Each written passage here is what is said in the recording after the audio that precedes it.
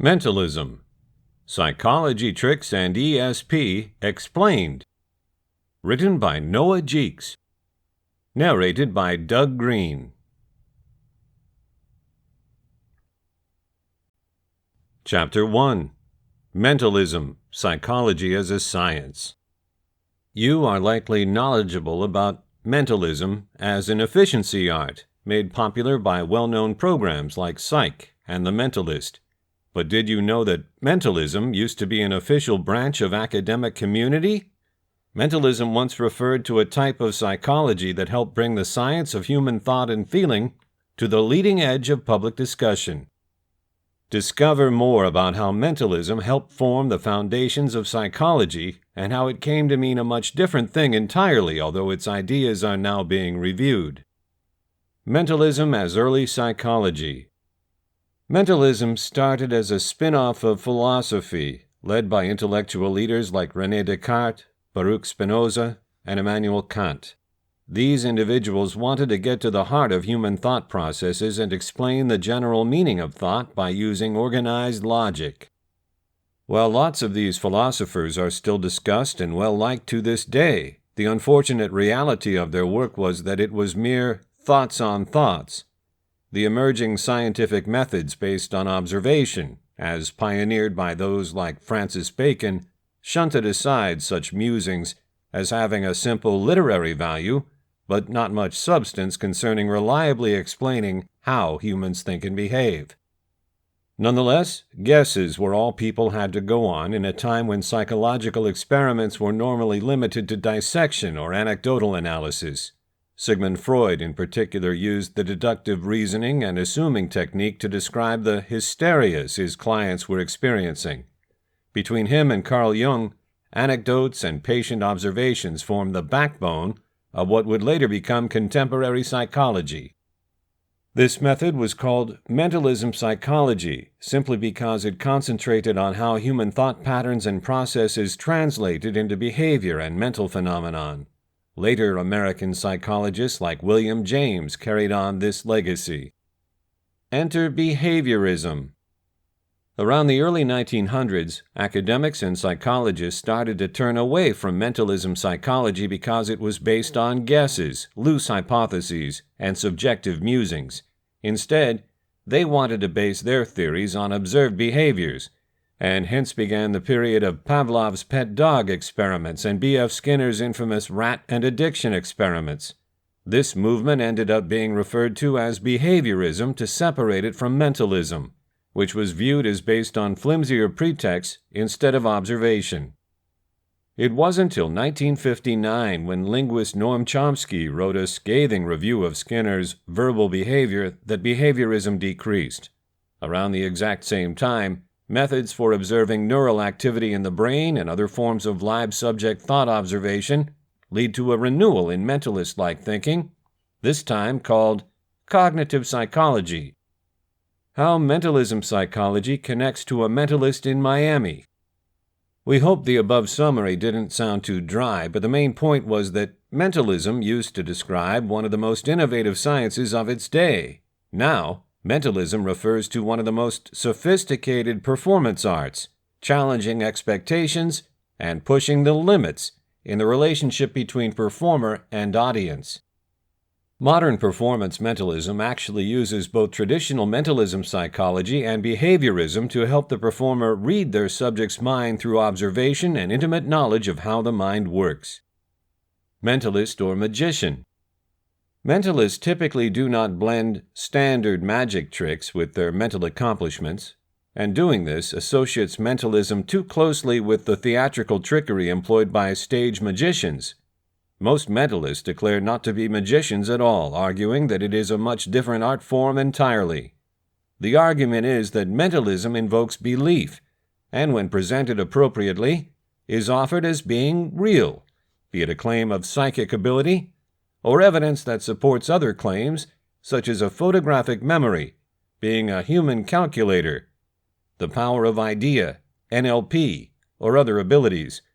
Mentalism plays on the senses and a viewer's perception of tricks. Magicians ask the audience to suspend their disbelief and allow their creativity to have fun with the numerous tricks they present.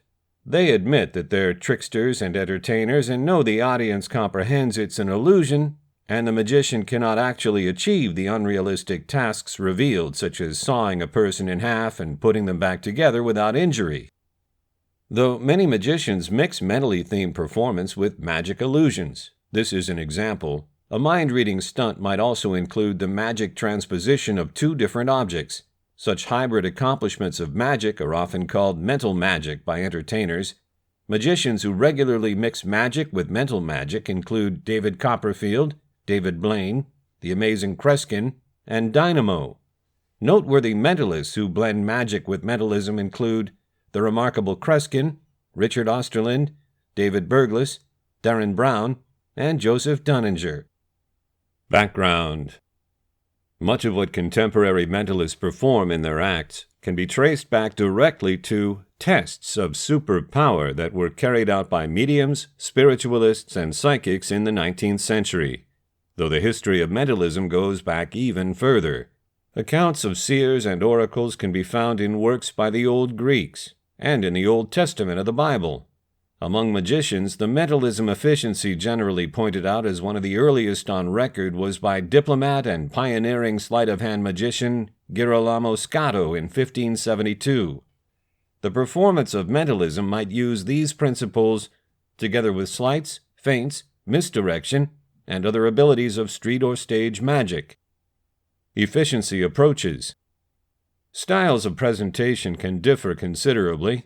Conventional entertainers like Dunninger and Anneman attributed their results to transcendent or psychic skills. Some modern entertainers like Darren Brown associate their results to natural abilities, like the ability to read body language or to control the subject subliminally through psychological suggestion. Others, including Chan Canasta and David Burglas, would make no specific claims but leave it up to the audience to choose. Contemporary mentalists typically take their shows onto the streets and perform tricks to a live, unwary audience. They do this by approaching random members of the public and ask to demonstrate their superpowers. Entertainers like Darren Brown, who often adopt this technique of performance, tell their audience before the trick begins that everything they see is an illusion and that they are not really having their mind read. This has been the cause of a lot of debate in the sphere of magic, as some mentalists want their audience to believe that this kind of magic is real, while others believe that it is ethically wrong to lie to a spectator. Chapter 2. Mentalism Tricks. From spectacular your audience to a fast technique for a good friend, mentalism tricks are the necessary pillars of any hopeful or professional mentalist. There are quite a few types of mentalism tricks, all with different uses and purposes, and the primary classifications are telepathy, hypnosis, mind control, clairvoyance, and precognition. As we know, you cannot actually use telepathy and enter into a person's head and communicate like Charles Xavier from X-Men, but you can make anyone believe that you did. That's the secret. As a mentalist, you are going to use mentalism tricks that enable you to hypothetically enter the minds of the observers and blow them away with how scarily accurate you're able to perform. In the case of telepathy and hypnotism, for example, you'd use the power of recommendation and basic observational abilities to make judgment on a person. Hypnosis is extremely popular, reliable, and actually enjoyed by both the performer and the audience, which makes the participant totally cooperative when being hypnotized. While we're going to take a look at the most well-known and efficient mentalism tricks below, always remember that the key to all of them is self-confidence. Without the audience or individual believing in you, you won't get anywhere. By exuding confidence and a strong, charming stage efficiency, you can make the audience and participants believe that you have transcendent powers, the supreme goal. Any nice mentalism trick can make the audience doubt about every little thing they noticed and even their own beliefs. Let us get to know the most well-known types and tricks, which include nearly all mentalism acts. Mind reading. Mind-reading techniques are the basis of any mentalist, and they are always my favorite mentalism tricks because they enable the audience to have the most control. The video beneath shows some of the mentalism methods for reading facial expressions.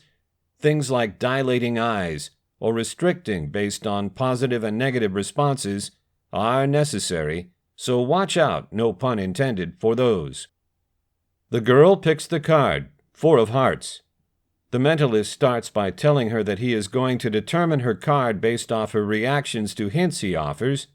Some clear hints here include asking her, "Is your card red or black?"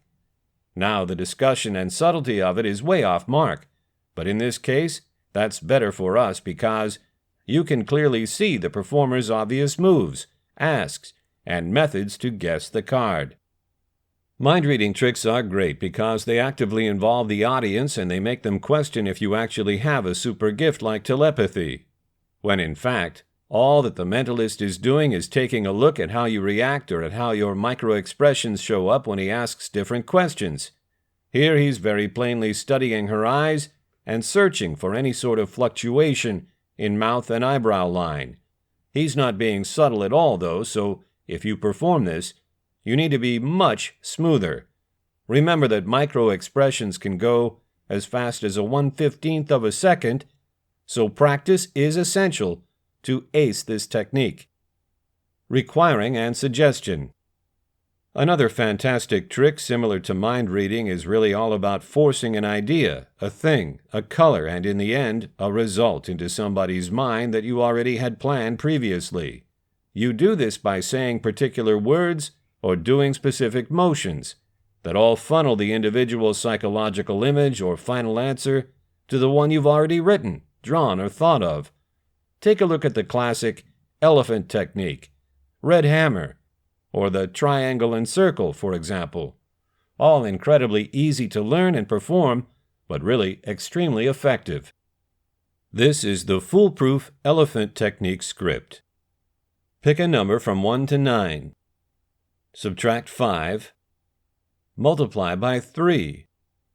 Multiply that number by itself. Add all of the digits in the number together until you get only one digit. For example, 65 equals 6 plus 5 equals 11, and 1 plus 1 equals 2.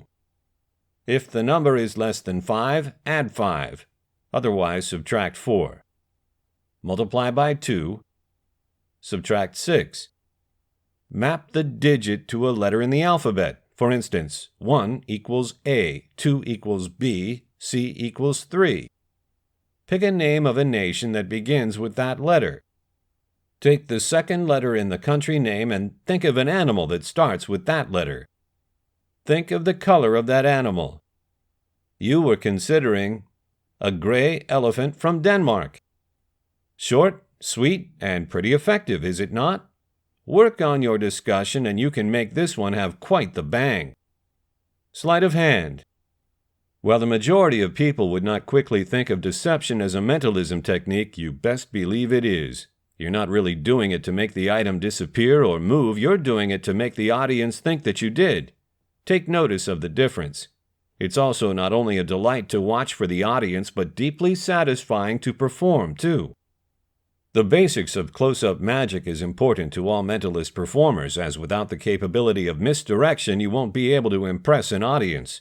Take some notable mentalists such as Darren Brown, Gary Kurtz, and Max Maven. What do all of these folks have in common? They are all very accomplished mentalists, and their backgrounds are all in close-up magic like deception and misdirection. Think of misdirection almost as a way for suggesting something comparable to mind reading. Below is just one of the best deception performances you're going to ever see in both skill and theatrical humor. Try to monitor the misdirection. In many cases, he just shocks you right in front of your face, and it is a delight for anybody to watch, amateur or professional, as you will either be blown away by the trick or blown away by his massive amount of ability. As a viewer and mentalist with experience in sleight of hand, even I lost track at some times. I needed to actually slow down the video and see where he's pulling the items from. There is nothing even worse than as a sleight of hand and close-up magician than to have a person catch something they shouldn't have. This is where confidence enters play. If you are performing a mentalism technique, I am not saying to blindly accept that you are right. That will make the audience not trust you and make you look bad as a mentalist and performer. I am saying that you need to practice your craft to the point that you're always correct. Being a better close-up magician and then moving on mentalism tricks like mind reading can be very useful. On paper, most card tricks and mentalism tricks in general are really simple. Your goal is just to misdirect your audience and make them think they understand what's going on, but large practice is what determines your success. I will reiterate over and over that mentalism is 90% efficiency-based, and it is all in how you present what you are doing. If you believe in what you are saying, then the people watching you are more apt to believe you. Chapter 3. Read Minds with an Easy Mentalism Impact. What if I told you that you could read minds? You'd more than likely think I was crazy, and you'd be right. However, what I really meant is that you could make people think that you could read minds, something that's not the least bit insane. Performing mind reading, and it is a performance, is something anyone can learn to do, and it's just one of the abilities honed in the discipline of mentalism. The object of mentalism is to always have 3 separate ways out of the technique. What this means is that you'll have 3 potential choices and a way to get them all right. There's no way you're going to struggle because the outcome is muride. Quote, mentalism is a trick, or should I say a set of 40 tricks, created to fool an audience into thinking the performer has psychological powers, says mentalist Angelo Stagnaro. Stagnaro, who is also the editor of Smoke and Mirrors, the biggest online magazine for professional magicians, says his craft includes, quote, imitating what non-magicians would call telekinesis, telepathy, ESP, and precognition. Instead of sleight of hand or optical illusions, mentalism underscores intuition, distraction, and misleading your audience or victim, though those other elements can support a mentalist's collection. Using mentalism to this cup technique. The premise of this reversed shell game is basic. It hinges on explaining your trick to your subject in an ambiguous way, such that you give yourself enough options to look like your technique achieved success, no matter how it actually ends up going. So it comes down to you being in control of your body language throughout the technique and convincingly selling your response to each stage of the trick, whether that involves nonchalantly moving on from an unspectacular result or strutting when you will land the trick. How the technique goes. To start off, you will really need a market, regular dollar costs, and 3 different-looking non-transparent cups. It's not going to be extremely interesting for your audience when you choose the cup hiding the costs, if you can persevere the cup. Throughout the trick, you show your victim a regular $1 bill, crumple it, and after that, give it to your victim to hide under one of the 3 cups while you look away. When you reverse around, you amaze your audience in one of 3 ways. 1. You select the cup hiding the bill on your first shot. If it is not there, 2. You then pick up the second cup to expose the costs on try 2, only to see that the paper currency now has writing on it that says, I'm under the middle cup, which is where the cup needs to be. If it is not there, 3. You then pick up the third cup after slyly reorganizing the cup so that the last one is in the middle, to expose the expense with, I'm under the middle cup written on it. Shock and wonder ensue. And truly, it is only a matter of time because it does not matter where your victim hides the costs. One of those 3 results will take place in this trick. Step 1. Do your homework. Take a routine dollar expense and write, I'm under the middle cup or something to that influence on one side. You can get as creative as you want with this, but ensure that the marker you use is faint enough that the text cannot be seen on the other side or the trick won't work.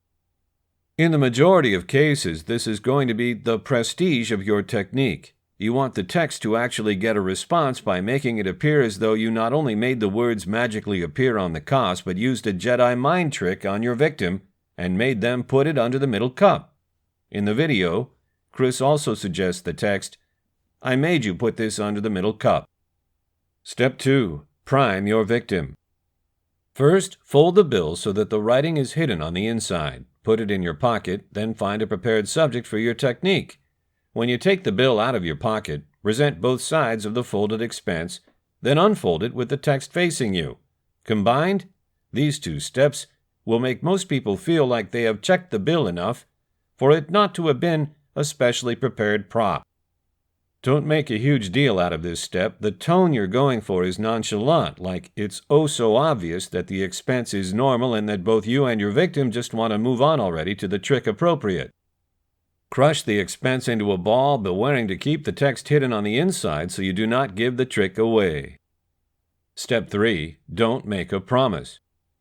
Place the 3 cups' mouths down on the table in a row and hand your victim the crushed paper costs. Tell them to hide it under any of the cups and move the cups around however they please while you avert. But don't make any pledges about what you're about to do. This leaves you open to either impress them no matter what happens. Don't worry about your lack of a preamble. Most people are used to magic tricks having lots of guidelines, and they will want to wait a while to learn just what it is you are planning to pull off, by which time you will have distracted them by completing the technique and amazing them. Now look away and prepare yourself to act your heart out. Step 4. Check the first cup. Check under the cup farthest from you, but make a huge show of it. The more convincingly you can sell this portion, the more distracted your audience will be. You can hover your hand over each of the 3 cups like Chris does, or make it look like you're thinking truly intensely about how your victim's mind works and where they should have hidden the costs. They will be not as likely to ask questions at the time of the trick or at the end about whether or not they saw both sides of the costs, or about how you cheated, if they're too busy attempting to monitor whether you're getting vibes from a cup, or how you possibly be using logic to deduce where they hid the expense. Try to opt for what comes naturally to you. If you can play at being either a mystic or a stand-up, then test the vibes from the cups and play it trance-like or silly, respectively. If you're the serious sort, then perhaps pretend like you're thinking aloud as you work out where your victim hid the expense. Step 5. React to the first cup's reveal. If the bill is under the first cup, then respond with pride, indulging in each last bit of your newly found mind-reading magnificence. You want to make it seem as though you had told the audience that you would find the costs on your first attempt. If you've been following this how-to, you should have told them no such thing. But if the expense is not there, you can't afford to break your stride. You really need to make it seem like you knew that all along. You can either move right on to the next step unfazed, or you can sarcastically overemphasize how surprised you are that the expense was not there. Step 6. Move the first cup to the reverse end. This is just one of the most crucial steps in the trick. Move the cup you just checked past the other 2 cups, such that it's now the cup nearest to you. Make certain all 3 are still arranged in a clear line. You really need to do this discreetly, as though there's absolutely nothing attention-worthy or deliberate about the fact that you just moved the cup to where it is. You really need it to look like you were just attempting to get it out of the way just because it was empty. Step 7. Check the second cup. Get the cup that's now furthest from you. If the dollar cost is below it, pick up the cup that you just moved and put it back in its same area from before. This will emphasize to your audience that the cost was under the middle cup. You can ask your victim to open the dollar expense and analyze it, and your audience will think the message that you wrote on the bill magically appeared during the course of the trick. They should also be astonished that the writing on the text is precise, but feel free to remind them, you have transcendent powers, no need to be shy. But if the cost wasn't under the second cup you checked, again, make it appear like you prepared that. As previously, overemphasize your disbelief that it was not there, or move on nonplussed. Your call. This time, though, leave the cup where it is after checking it. Step 8. Deliver the status. All that should be left to do now is expose the prophecy-laden cost hidden under the last cup to your audience, which has not registered that you have moved the original first cup to the opposite end. If you played your cards right so far, blending your metaphors will absolutely help you misdirect your audience. That cup should, by now, be the middle cup, and because of this, satisfy everything you have written on the dollar bill. If you have made it this far and slipped the cup switch past your audience, then congratulations and take a bow. You've earned that. Chapter 4. The Top 12 Signs You May Have ESP. Have you always kind of felt like you had a sixth sense or ESP about things? Extrasensory perception essentially means you have psychic abilities that enable you to tap into a concealed world of more deep knowledge about our universe. For example, when you get a gut feeling about something, and it turns out to be accurate, this can be classified as ESP. Perhaps you had a warning about the future, and you see it play out in real life several weeks later, for instance. People all over the world claim to have ESP in different ways, whether they can forecast the future or use their capabilities to speak to people's deceased family members. All of it returns to having an inner knowing about things the majority of people cannot see and following one's intuition for supreme guidance. How your senses connect to ESP. According to psychic medium Rebecca Rosen, different kinds of psychic capabilities correspond with our five senses called clairsenses. Beneath, she explains how each of our minds holds instinctual psychic gifts that can help us navigate through life. Clairvoyance suggests clear seeing. This capability allows you to see visions of the past, present, and future through your third eye. If you typically have premonitions that come real later on in life, you may have clairvoyance. Clairaudience indicates clear hearing. This consciousness happens when you hear words or music that appear to pop into your go out of absolutely nowhere. Spirit sometimes sends us messages out of the blue when we least expect them, so if you happen to hear a voice out of absolutely nowhere, pay attention. Your clairaudience psychic ability could be telling you something important about your life. Clairsentience suggests clear feeling. Clairsentience means the capability to feel aspects of yourself or others using your intuition. For example, gut emotions fall into this category just because they enable you to know something about a person or event without having direct sensory input. When you feel a person's energy, you're using clairsentience. The majority of people have this ability, but some people are more developed, such as empaths or energy healers. Clairalience means clear smelling. This gift is the capability to view odors that don't seem to have a natural source. For instance, if you smell your deceased grandmother's fragrance all of a sudden, it could be a sign that she's sending you love and warmth from the other side. If you have clairalience, you may find that certain smells seem to enter your field of consciousness out of nowhere, linking you to memories or people in your life. Clairgustance suggests clear tasting.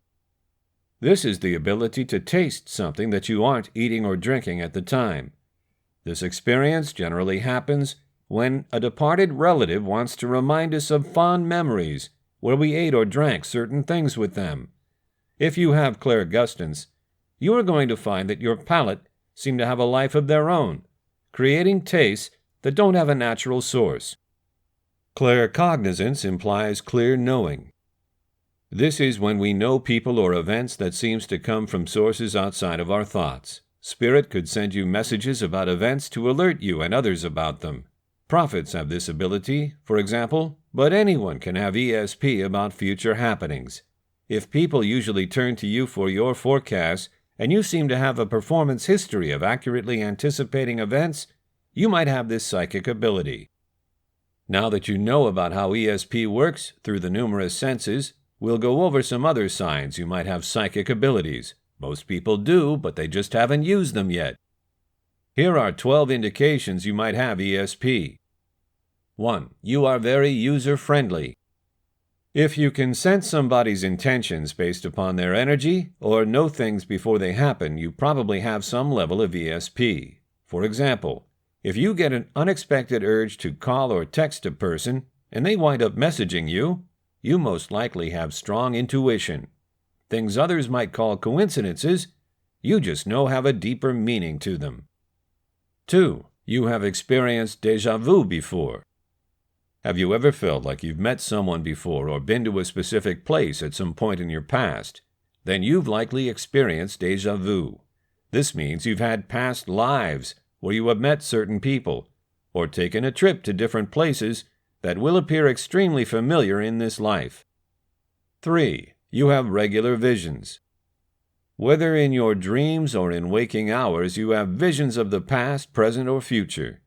This ESP capability allows you to anticipate future events using the knowledge that seems to come from someplace outside your mind. But you have an inner knowing that it's true. 4. You have suspicion about individuals or events. Comparable to the visions, you get a lot of warnings about people or places using your gut feelings. If you can feel people's vibes and usually have an accurate perception of their intentions and general disposition, you probably have ESP. 5. You experience telepathy. Do you feel like you have a mental connection with people where you can read their thoughts? Maybe you just know what a person is thinking and can finish their sentences for them.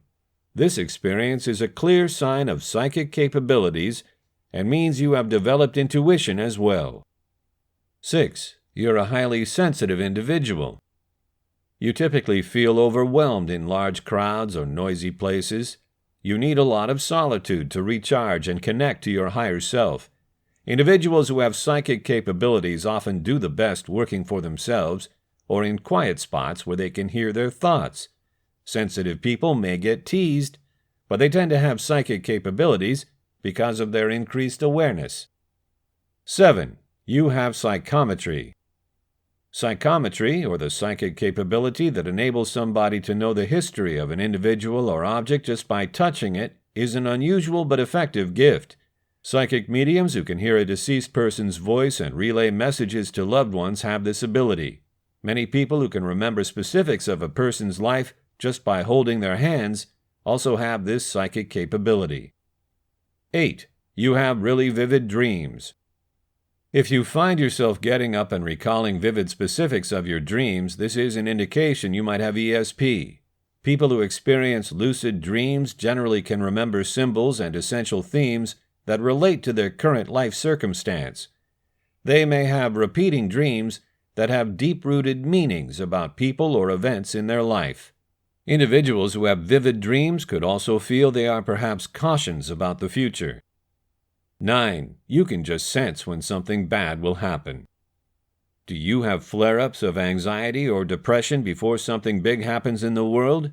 For example, before significant political events or a worldwide crisis, you may just have this gut feeling something will happen quickly. Or you might have some trouble sleeping or experience terrible nightmares. All of these point to ESP, just because your heightened sense of consciousness and intuition allows you to know something before it happens. 10. You gravitate toward healing careers or pastimes. Do you like dealing with energy? For instance, people who enjoy massage therapy, Reiki, acupuncture, or other healing modalities as careers could have ESP. If you'd rather work with the energies you can't see rather than working with concrete items, you most likely have psychic capabilities. 11. You can heal. If you've ever laid hands on somebody who's sick or in distress and they immediately feel better, you probably have ESP. That gift is a clear indication of having instinctual gifts just because you're able to heal a person just with intense and focused awareness. 12. You can sense the energies of two places at once. Have you ever been being in a cafe someplace and had a strong premonition about an occasion going on midway across the world? If so, this is an indication you might have ESP. Many people who are highly instinctual and psychically gifted tend to feel the energies of several places simultaneously. If you feel like you are actually at the location in your vision, you probably have psychic gifts. Many people have some level of psychic abilities, but not all have an awareness of them. To sum it up, if you feel like you have an inner understanding about something, or have engaging visions of the past or future, you likely have ESP. Apart from this, if you identify as an empath or highly sensitive individual, this is another indicator that you probably have psychic gifts. Those who can use the hidden energies that comprise this universe have necessary knowledge and awareness to bring into this world. If you want to tap into your gifts, Learn how to meditate and learn more about your higher self, as this will help you access your intuition.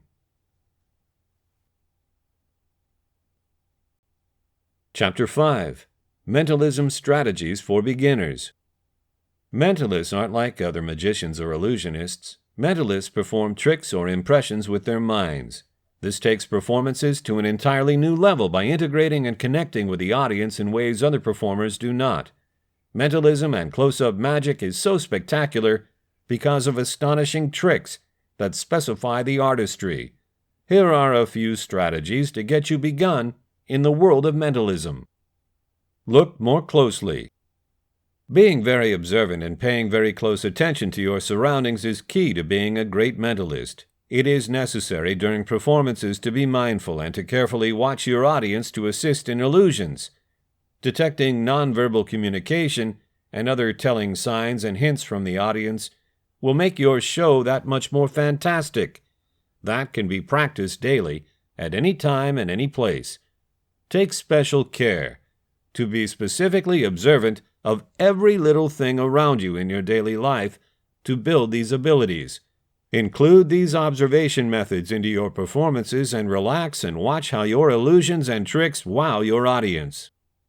Cold and hot readings. Cold readings are very popular amongst mentalists and mind readers too. If done correctly, individuals are left in awe of the performer's knowledge of a complete stranger's life. At the time of a cold reading, the mentalist will speak about things in an individual's life they know absolutely nothing about. Using auditory cues and close observation will improve your cold reading skills and help you advance to more difficult mentalism tricks. Despite what the name suggests, a hot reading is not the opposite of a cold reading. It is actually basically the same as a cold reading, other than the performer knows some features of the individual ahead of time. This knowledge permits the performer to draw more clues about the participant and give a better reading. The exact same techniques used in a cold reading should also be used in a hot reading. Getting into the world of magic and mentalism is an amazing obstacle. It won't be easy, but the expression on your audience's face will be well worth the hard work. With these strategies, you're going to be well on your way to being a masterful mentalist. This has been Mentalism, Psychology Tricks and ESP Explained. Written by Noah Jeeks. Narrated by Doug Green.